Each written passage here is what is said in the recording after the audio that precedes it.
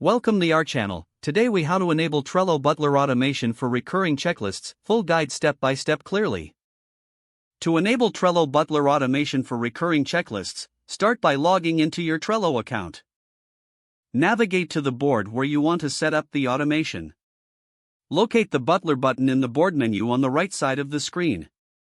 Click on the Butler button to open the automation options. Select the Rules option from the menu to create a new automation rule. Click on the Create New Rule button. In the Triggers section, choose an appropriate trigger for your checklist automation. For recurring checklists, consider using triggers like every day at a certain time or select Add Checklist from the list of available actions. Choose the checklist you wish to automate. Now, specify where you want the checklist to be added, such as a specific card or lists on your board. If you want to copy the checklist, make sure to select the Copy option. Once you've configured the action, review the entire rule for accuracy. After confirming all details, click the Save button to finalize your rule. To test the automation, observe the board as the trigger time approaches. Ensure the checklist appears as intended at the scheduled interval. If adjustments are needed, return to the Butler menu to modify your rule as necessary. This setup allows your team to maintain consistent task tracking with minimal manual effort. With these steps, you can efficiently enable Trello Butler automation for recurring checklists.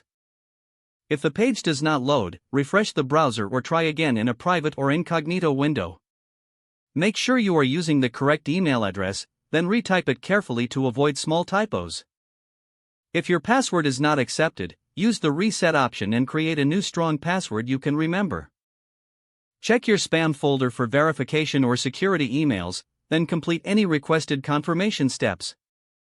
Enable two-factor authentication if available to improve account security and reduce unauthorized access risk. After signing in, review your profile details so your contact information and settings are accurate and current. If you see an error message, note it down and try again after restarting your device and internet connection. Log out when you finish, especially on shared devices, to keep your account and payment information secure. If the page does not load, refresh the browser or try again in a private or incognito window. Don't forget to like this video and subscribe to our channel for more step-by-step tech guides.